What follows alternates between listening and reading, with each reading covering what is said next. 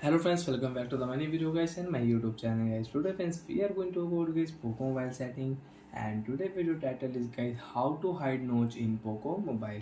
Friends, you want to hide Poco mobile notch, so when this top area you want to hide in your device, so when how to hide one by one, step by step friends we will talk about. So before starting video friends, first of all subscribe the channel guys, click the bell icon, like the video guys.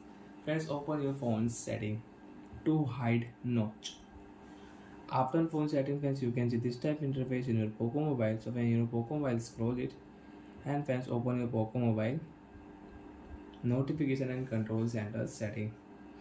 After friends, notification and control center setting, friends, scroll it, and friends, click here status bar setting.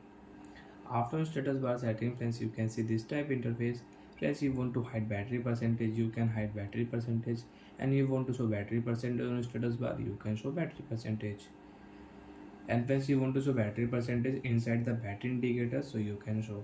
Friends, click here second option, second last option, hide notch. Friends, you want to hide notch, so when you can hide notch, click here, and friends, you can hide your phone notch, and you can use notch hide setting in your Poco mobile.